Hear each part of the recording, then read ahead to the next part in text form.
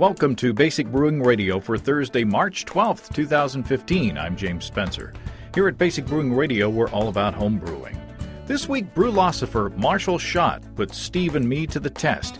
He shares two experiments, one testing the effect of boiling an all-grain wort for 30 minutes against a 60-minute boil, and another taking a look at the effect of Irish moss. Will Steve's and my taste buds live up to the test? Stay tuned. If you're new to home brewing or would like to get into the hobby for the first time, check out our website, basicbrewing.com, where you can find archives of our audio and video podcasts and our DVDs, of course, to walk you through basic and more advanced brewing techniques. You can follow me on Twitter and Basic Brewing, all one word. Our show page on Facebook is at facebook.com/basicbrewing. We're on the Google Plus as well. And thanks again to everybody clicking on the Amazon.com associate link on our basicbrewing.com site. You know how to do it. You know how important it is.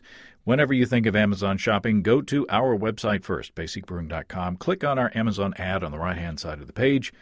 That'll take you to Amazon where you can shop as you normally do. It won't cost you any extra, but the good thing is that you'll be helping us to bring you this show, and greatly appreciate your support. We also have associate links for Brew Your Own Magazine and the American Homebrewers Association on our site as well. You can find our Basic Brewing iPhone app on iTunes, our Android app on Amazon.com. We have a Windows Phone app. We're on the BlackBerry Podcast Directory, and we're on the Stitcher app as well. If you want to put a tip in our tip jar, some coinage in our guitar case, you can go to basicbrewing.com/support, and thanks to everybody who's done so already. And still, if you contribute, if you're a new contributor, I will send you a link to the bonus video that Steve and I did earlier this year.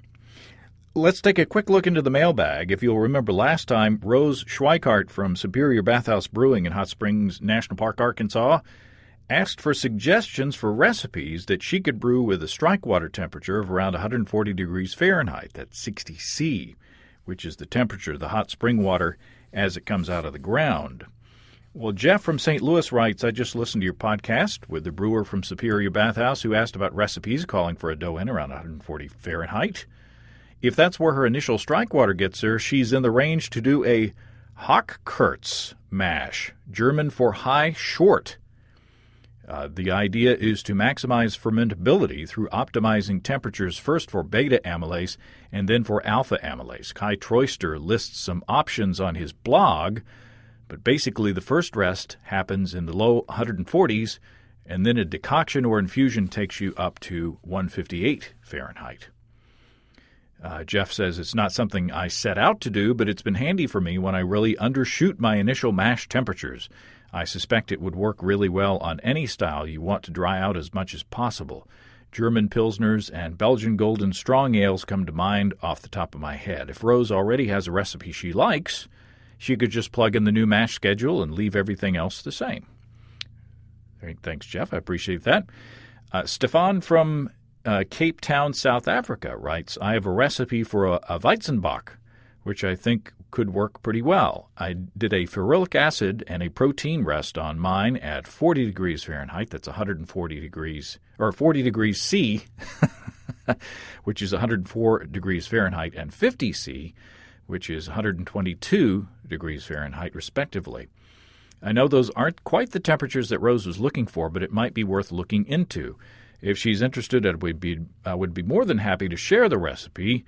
It scored very well in competition when I was living in Vancouver, British Columbia. Stefan says another added benefit is that it uses some darker malts, Cara Munich and chocolate, which means that it should work with the natural alkalinity without needing adjustments. Furthermore, it's not very hoppy, so it should avoid the astringent taste that Rose found in some of her beers.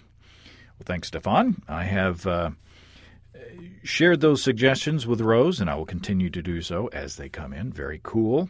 If you have suggestions for Rose for recipes that you have found work with a strike water temperature of around 140 degrees Fahrenheit, or, where was that, 60 C, let me know, and I will pass them on to Rose.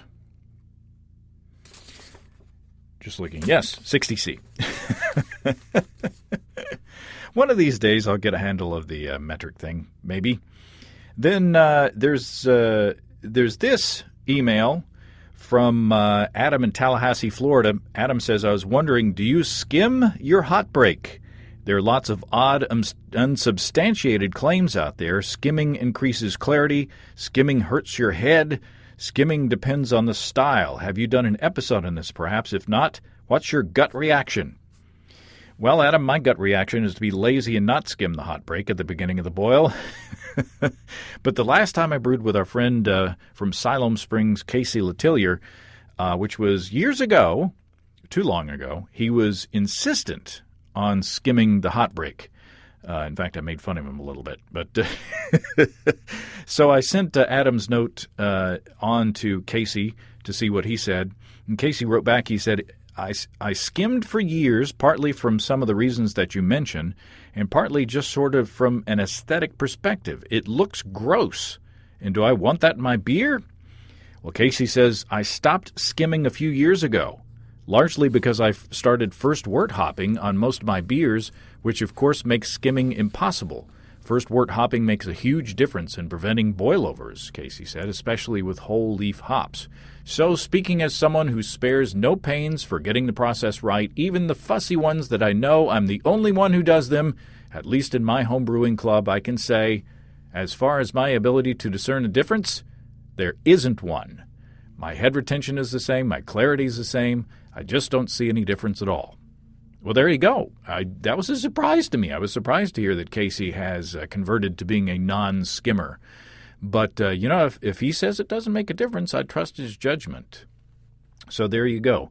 If you want to put your hat into the ring, or if you want to put your opinion into the argument on skimming or not skimming the hot break, let me know. If you want to weigh in, that's the that's the analogy I wanted to find.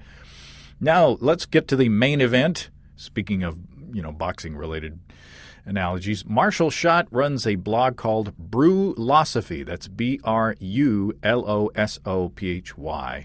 And he's heavily into experiments, and we love to hear that. So when Marshall offered to send us a couple of experiments to evaluate ourselves, we jumped at the chance. Marshall Schott, welcome to Basic Brewing Radio. Oh, thanks for having me on, James. And you have is it a nom de plume, or is it an AKA, or what is your other name? We'll go with the modern username. It's kind of my universal username. I go by Brulosopher.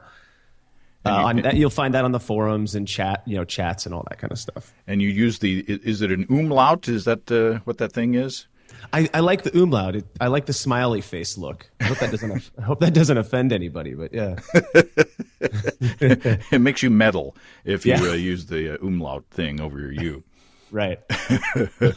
So how can, first of all, we'll say it in the beginning and then we'll say it at the end. How can people find your stuff? Probably the best place is going to be my website, brulosophy.com. You can leave the umlaut out there. Brulosophy.com, it's a place where I host a lot of my experiment results. I talk about other stuff and share some methods that I use to try to make homebrewing a bit simpler for the brewer. Well, there you go. You've been doing a bunch of experiments, and you sent a couple to us, and I had fun. The experience of taking part was more scientific, sort of, than we've done in the past. Talk about the structure of these experiments that you've been doing. Yeah. So, I think one of the things with homebrewing is that we do tend to, we value simplicity. And so and since we're not brewing on a grand scale, it's easy to collect data that it may not be as controlled. The experiments aren't as controlled as they could be. And so I just tried to clean that process up a little bit when I started approaching brewing. And so what I'll tend to do is I make two batches or a single batch that I split, and I manipulate as best as I can a single variable. And then from there, I'll present a group of participants with a sample of 3 beers, 2 of which are the same, 1 that's different, and ask them to pick the one that's different. And that's called the triangle test. And the results that we glean from that tend to be pretty meaningful. And, And so far, it sounds like stuff we've done before. We've done triangle tests here. Right. The difference is how you collect the data. Yeah. And a shout out to Basic Brewing. I've always been a huge fan. I would consider you guys one of my big inspirations.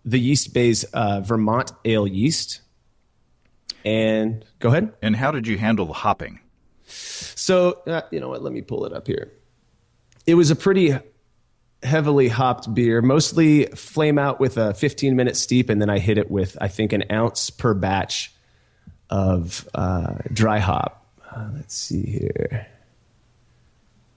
So no hops were added at the beginning of either boil, whether 60 or 30? No, they were both added. They both had hops added earlier in the boil as well. Oh, so those were done with calculations? So one had hops that were added at 60 minutes and the other had at 30, or?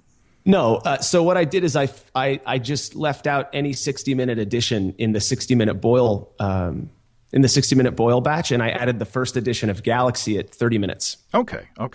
So they were both hopped to about 12 IBU at 30 minutes, and then I hit them with half ounce of Amarillo at 10.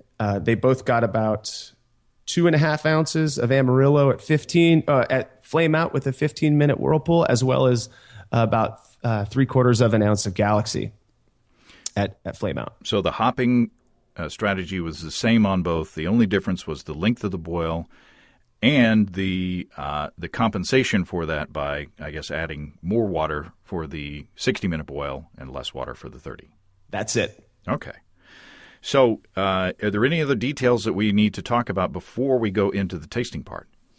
No, the same beer with the only difference being the boil time. I can let you know. Yeah. I'll talk about it later. Okay. So let's go back in time to the tasting with Steve and me. So Steve, we did the single dot experiment first, a single dot on each cap. What did you think of the experience, first of all? Well, I give it a 7. It was easy to dance to and it had a good beat. It was great. The 3 beers were nice, and it was a challenging little experiment. Mm-hmm. It was interesting because we had no clue what was going on until we took the survey. So it was a triangle test, essentially. We were supposed to pick out the odd beer, and then as we got into it, things developed in the survey, and I still don't know if I was right or wrong. Yeah, me neither. I mean, just like you said, we had no clue. So the 3 beers that we tasted were very similar. Mm-hmm. Very similar. I thought that the red sample was the different one because I felt that it had a little bit more of a hop bite or a hop bitterness. What do you think? I thought the red sample was the odd duck out as well, for a little different reason. I thought that the blue and the green samples had a little bit more mouthfeel, and I got a little bit greater sense of grapefruit bitterness at the end. Now, I shouldn't say bitterness. I got more of a Chinook kind of pine tar sort of thing at the end of it, and the red sample just didn't have that to me. Huh, interesting. Yeah. Resinous was one word that kept coming through my head. That kind of piney, resinous kind of hop character kept going. It wasn't to me, it wasn't like a grapefruity, tropical fruit kind of a hop character. It was more of a kind of a piney or resinous character. Yeah. The word lunch keeps going through my head. But I digress. Did you skip it today? Liquid lunch is what you're having. Yeah, same exactly. I didn't get a sense of like a mosaic kind of, bubblegummy sort of hops, but piney resonance. Resonance? I did skip lunch. Your ears are ringing. That's right. That's the resonance. But going through the experiment, it's kind of unsettling because we usually know what the experiment is about, so we kind of have a clue as to what we're doing. So this is we're coming into this completely blind, and it's a little intimidating, I got to say. Yeah, it is. Because you don't know what you're looking for. You have no idea what you're looking for. I would say that all 3 beers are very nice. Mm-hmm. So I don't know really what the difference is going to be in them. Whatever the brewer did differently. I'd be happy to have brewed any one of the three. I really did like the blue and the green versions very well, but I think they're different. Huh. I don't know why, but I So you felt that all three were different? Yeah, I kind of did, and I don't know if that's because of the bottling situation. I mean, there's so many variables, and variables that you don't think are there just because maybe on the day you bottled something was. I mean, who knows? But when you're in a sampling situation like this, you're trying to split hairs a lot of times. If you just poured me any one of these beers and then poured me another one, 20 minutes later, I wouldn't be able to tell the difference at all. Right. So there you go. Yeah, the survey asked how confident I was, and I was like, not confident at all with any of these. Survey says clueless. Ding. Okay, well, we've got another round to do, and so we shall do it. So there you go. It was tough. The beers were very, very close together, and we were worried that we had completely screwed up. But right. When we went to the online form, we were walked through the whole thing. So I guess we got it right. You got it right. If you, like I said earlier, if you answer more than 2 questions, it means that you made the right selection.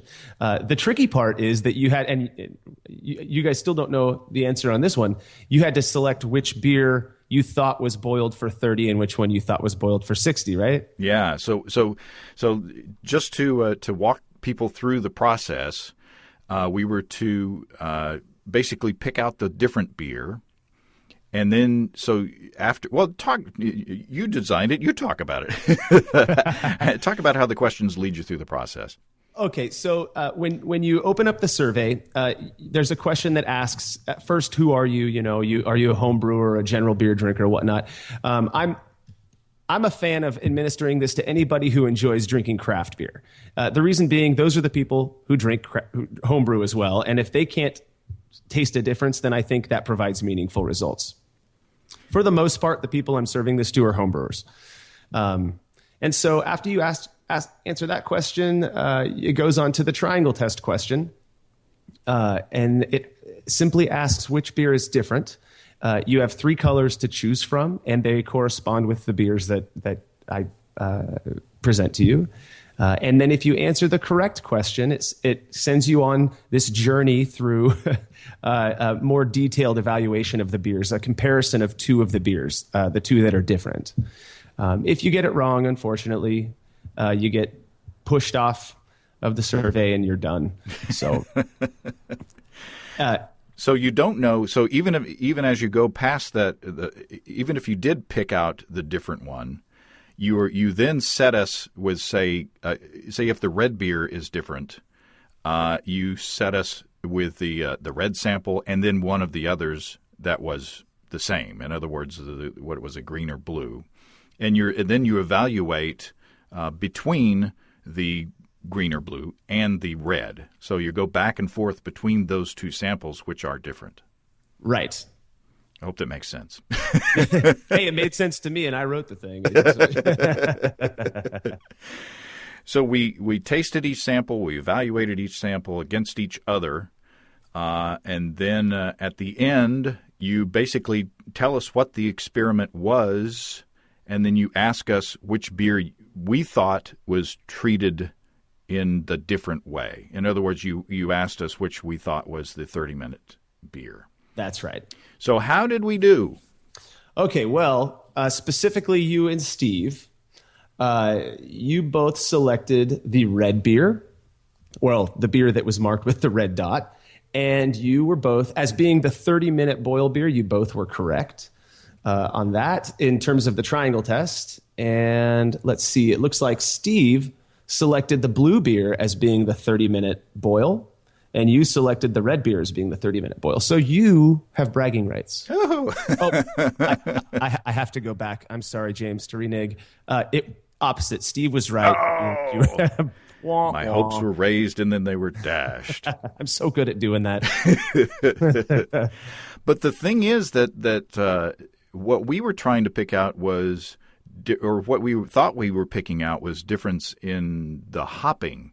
And it's interesting to me that we didn't think that there were any imperfections as far as the quality of the wort, let's say. In other words, Right. one was not more cloudy than the other, or one didn't have like a DMS off flavor. Or, it was the hopping that we were trying to pick apart. Yeah, and I think a lot of people were in the same boat. In fact, of the 24 responses that I got on this particular experiment, not one person mentioned DMS as being an issue. And I should say that I don't do a very vigorous boil. If I see blurping on the top of the wort, I'm fine with it, and that's what I did with both batches. So we can say, can we surmise just from the single experiment that doing first of all, what kind of base malt did you have? The base malt was just Brice 2-row. Okay, so maybe if you had had a lighter base malt, like a Pilsner malt or something like that, maybe that would have more of an impact on the results. Absolutely, and I've got another experiment planned where I compare a 90-minute boil to a 30-minute boil with Pilsner malt. I should say this last beer also had some rye malt and Vienna malt in it as well. Okay. So if you're just using Brice 2-row malt, American 2-row malt as your the majority of your base malt, maybe you don't need to boil for 60 minutes. Maybe 30 minutes is enough, according to this experiment. Yeah, and the ultimate end result of this experiment is the null hypothesis was supported. There was a pretty even spread among the three beers, which would suggest that it doesn't really make a noticeable difference, at least for this style with that base malt, fermented with Conan yeast, whatever. So yeah, in this one instance on this single day, right. It's up to you to generalize and do what you want with the data. That's right. Reputability is the key here. Right. But very interesting. We always say you got to boil an all grain wort for 60 minutes. To coagulate the proteins and volatilize those DMS precursors and all the things that you need to do. But maybe 60 minutes is not necessary. Not that it's bad practice. I don't think you're going to produce necessarily a bad beer if you boil for less time. And I think that's kind of fun. That's good. That's good information for people who are trying to shave off some time on their brew day. Yeah, it's another thing to try. Yeah. So, is there any other data or any other results that we need to talk about with this experiment? I think for this one, this one goes along with a lot of the other experiments I've done, where even the folks who chose the red beer, their correct beer as being different, at least, their responses on their experience with flavor, aroma, and mouthfeel are evenly spread. It was very, very close. Yeah, extremely close. Now this sex. I don't want to do any spoilers yet, but the second experiment, maybe not as close. What were we testing here? So the second experiment, and this is one that was directly inspired by an older basic brewing show, was testing the impact of Irish moss on beer. And we're told often that Irish moss is solely for clarity purposes. And this got me thinking that, since it's a kettle fining, the real purpose of Irish moss is so that we can rack clearer wort to the fermenter, not necessarily to clarify beer like you might use gelatin or clarity firm for. Mm-hmm.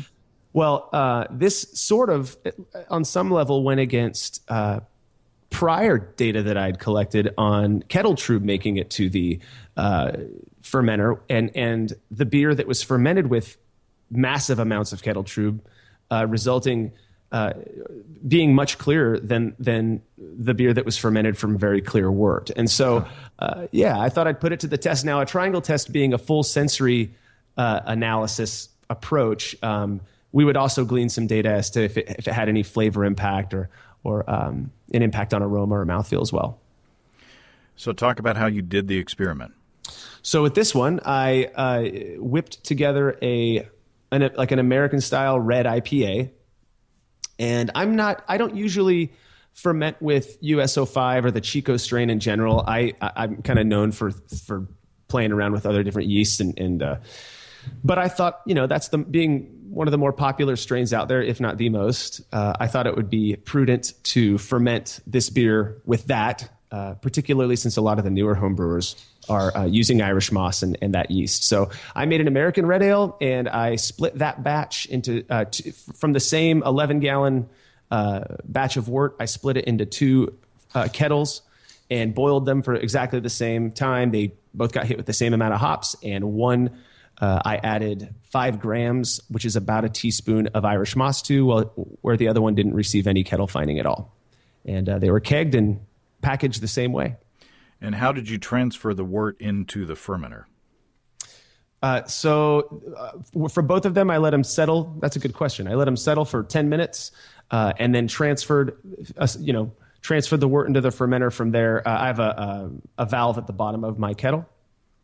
So all the trub made it into the kettle from both batches? Not all the trub at all. I've got some photos I'll be posting on the results article for this one. My kettle is set up so that it leaves a big amount of the trub at the bottom of the kettle as I'm running it off. So, but they had equal amounts of trub between the two.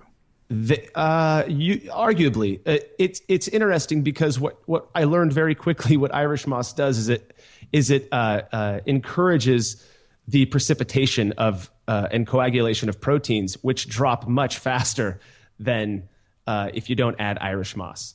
And that part is very true. If anybody who's ever added Irish moss and looked at their wort, immediately you see the big clumps starting to form. And so it was hard to measure the amount of trub that made it to each fermenter, but both were allowed to sit for the same amount of time before they were racked into carboys. Okay. So did you notice... So did you notice a difference after you transferred into the carboy? I'm assuming you used carboy.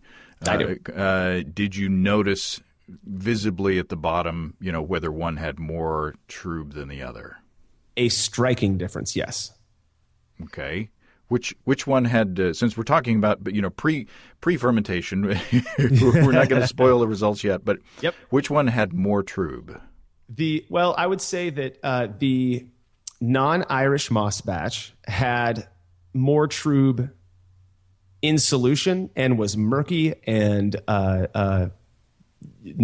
wasn't dropping clear at all, even after 10 minutes sitting in the carboy still. And the Irish moss batch, immediately the trub started settling to the bottom of the fermenter. Okay. Leaving very clear wort on the top of the trub cake. Yeah. So looking at the fermenters, it would appear that the non-Irish moss had more trub that made it into the fermenter. Yeah, that's hard to say. It had more trub in suspension, is what I would say. Okay. Yeah. The Irish moss at that point, before we did any data collection, was doing its job well. We'll put it that way. I sense some foreshadowing. Okay. I make no claims of certainty with it. Okay, so now, and then did you notice any difference in appearance during fermentation or in the fermentation process? Absolutely, yes. There were observable differences between the two batches. The fermentation itself kind of started around the same time. They were pitched with, a rehydrated pack of USO5. So fermentation started about the same time, ended about the same time for each, but it did look different. The krausen on top definitely looked different between the two. Yeah. In what way? The krausen on top of the Irish moss batch seemed kind of cleaner and whiter, whereas the krausen on top of the non-Irish moss batch just looked dirtier. I don't know if that's the best way to put it. I'm going back and looking at the photo right now, actually. Do you have posts on each of these experiments on your website that people can see photos? They will be coming up soon. I'm just finishing up. I just finished all of the data collection for both of these ones, so I'm just writing the articles now. Okay. And they are chock full of photos. The Irish moss batch fermenting had much more kind of clear, thin bubbles, whereas the non-Irish moss one has like a film of brown muck at the top of it. Okay. Yeah. All right. So shall we go to the tasting? Let's do it. Okay. So here's back to Steve and me tasting beer. This is the Double Dot Experiment. Yes, it is. I thought you were going to make a Double Dot Spy joke. Well, I would have, but I'm a nut.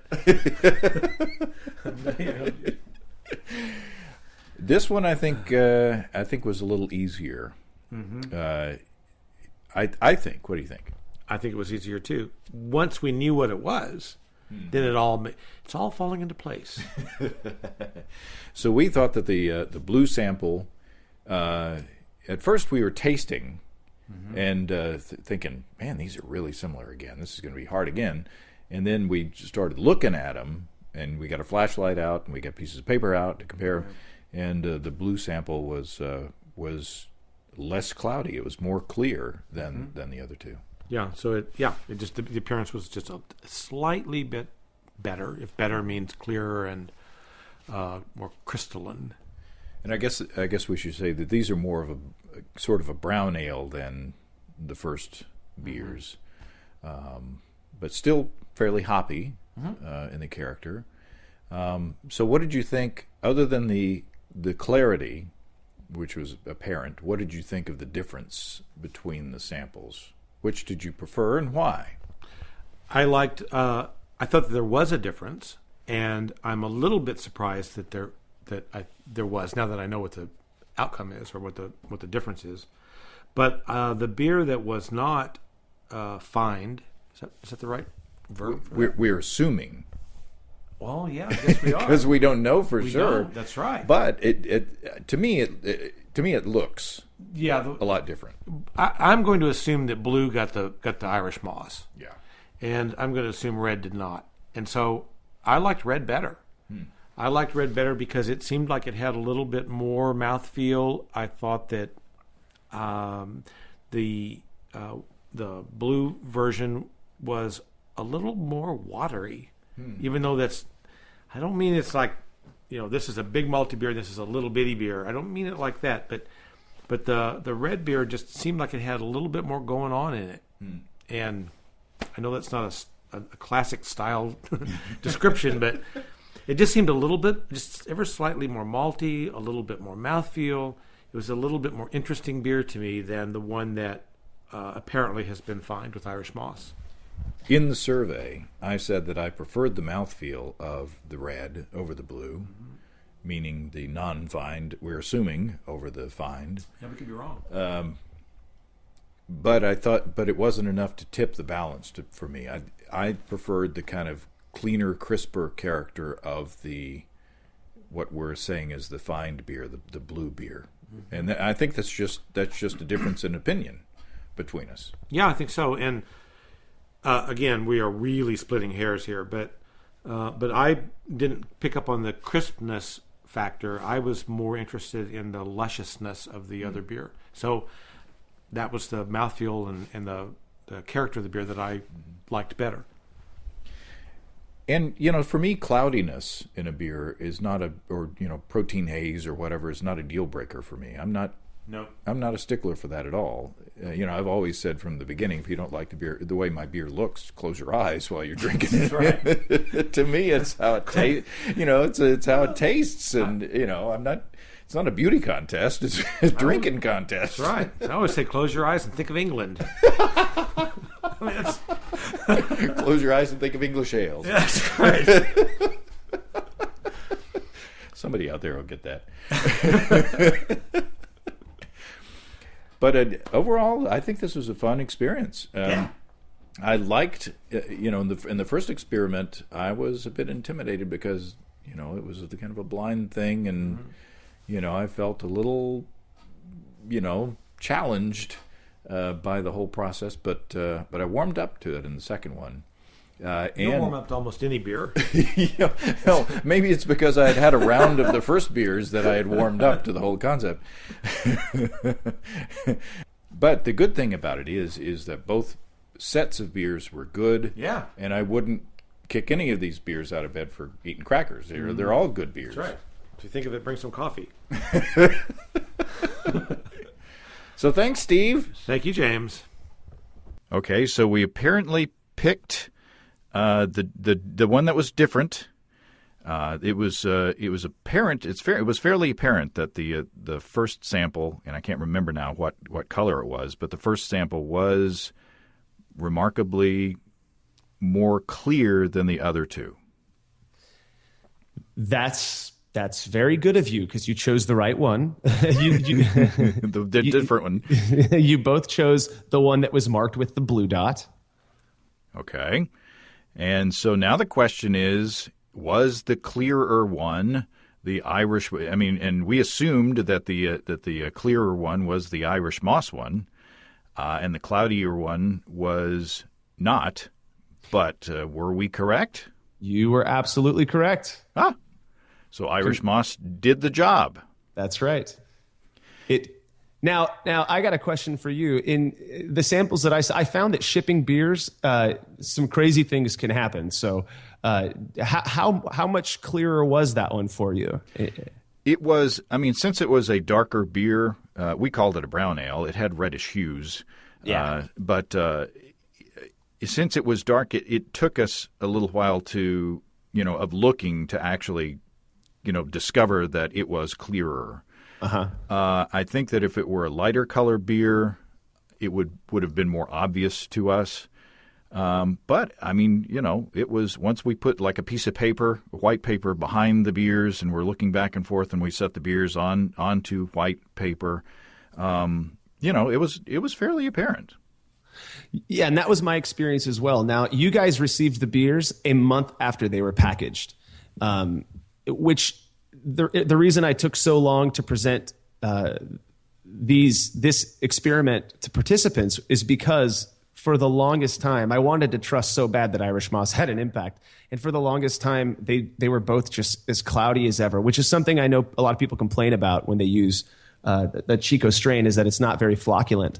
But after about a month in the keg, I started to notice that the Irish moss beer was absolutely clearing up. I experienced the same thing.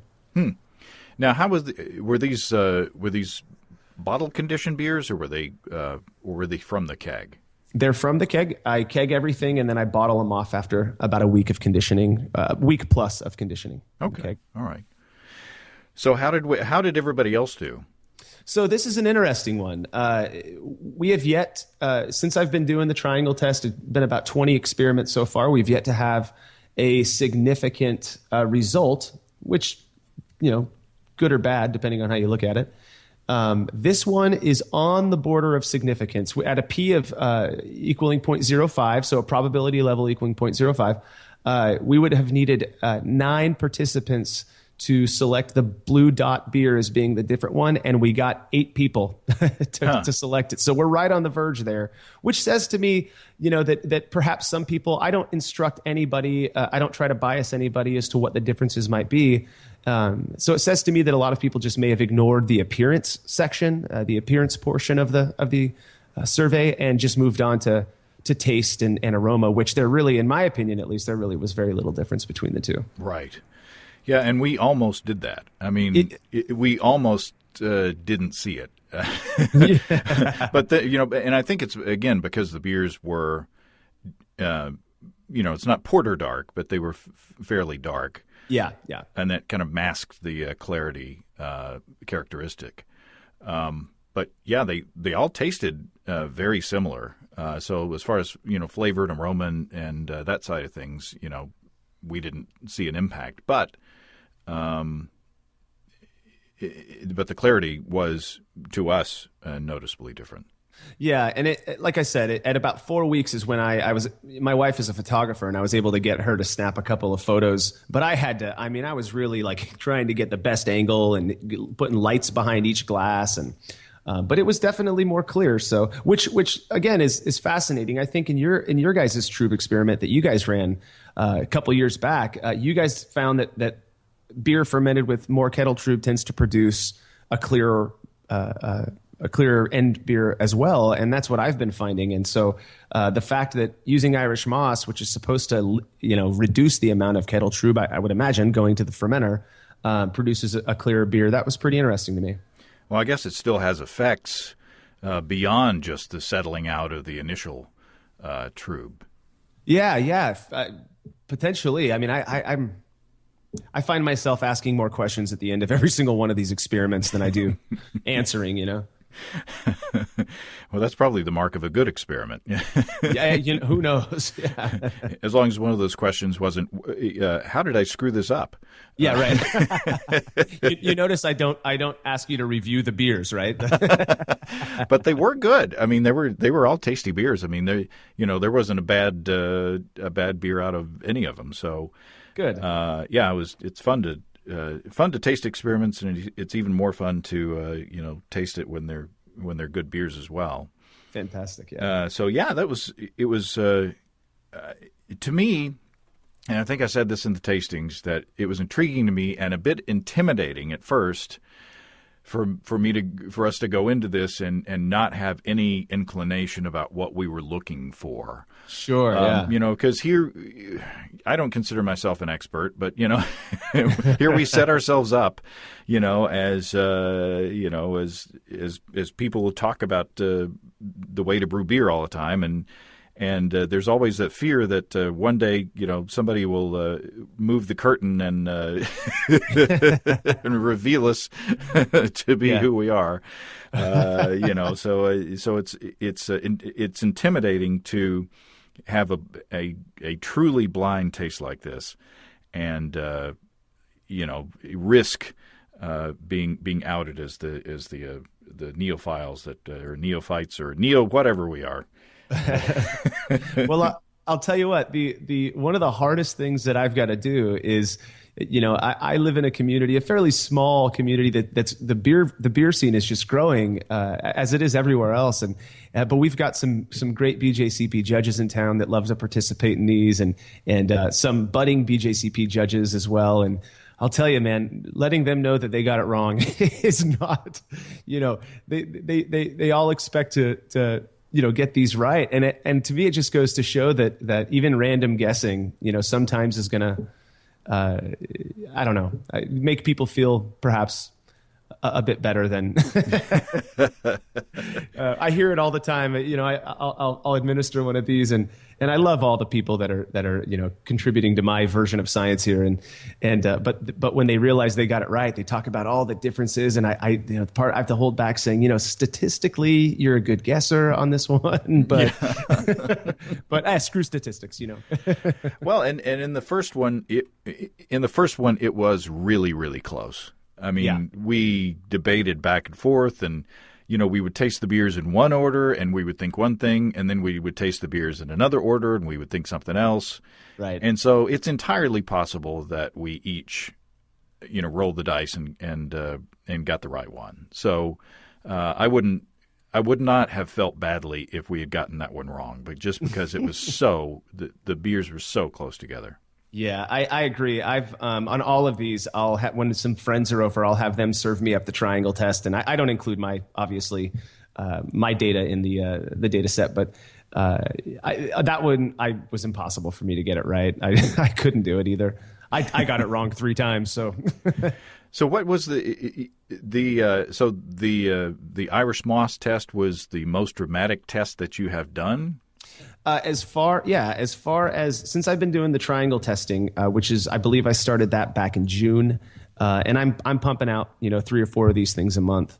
That has been that's been the one closest to statistically significant. And at this point, if I still had some of that beer left and I was giving it to people to compare just visually, I think it would be 100% at this point, because they were really dropping clear as time went on. I think it's there's a temporal component when it comes to beer and clarity that we all know. So, well, it would be fun to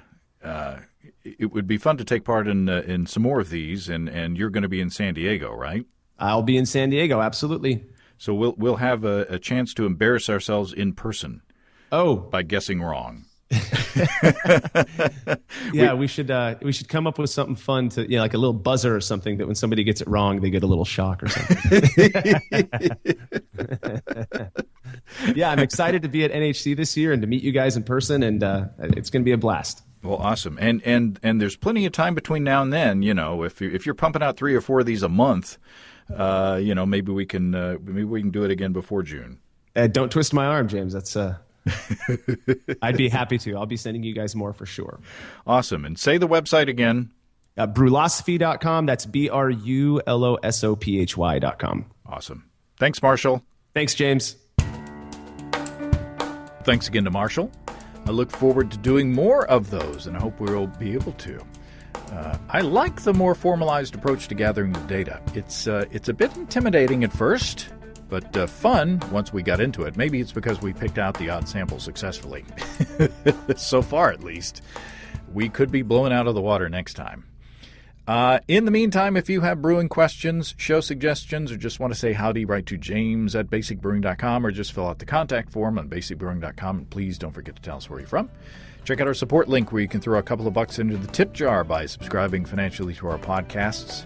Be sure to check out our DVDs, Extract Brewing and Partial Mashing, Stepping into All Grain, Low-Tech Lagering and Decoction Mashing, and Introduction to Wine Kits. You can find them all on our site. You can check out our Basic Brewing shirts in the store as well. You can see a listing of the fine folks across the country who sell our DVDs on basicbrewing.com. If there isn't a vendor in your area, you can order them online in our online shop at basicbrewingshop.com. Thanks to everybody who's continued to click on our Amazon.com link. We greatly appreciate the support there. Our featured products this week that were purchased through the link are Vegemite 400-gram jar and Logitech Harmony Smart Control with smartphone app and simple remote, black. Thanks again, everybody. And remember, I can't tell who bought what, so no worries there. Just click on the Amazon.com logo on our site the next time you feel like Amazon shopping. We greatly appreciate your support. Don't forget you can also join the American Homebrewers Association and subscribe to Brew Your Own magazine through the associate links on basicbrewing.com. That's all until next time. Until then, thanks for listening, everybody. I'm James Spencer. Production help for Basic Brewing Radio and our website is provided by Kelly Dotson. Basic Brewing Radio is a production of Active Voicing. We'll talk to you next time, everybody. So long.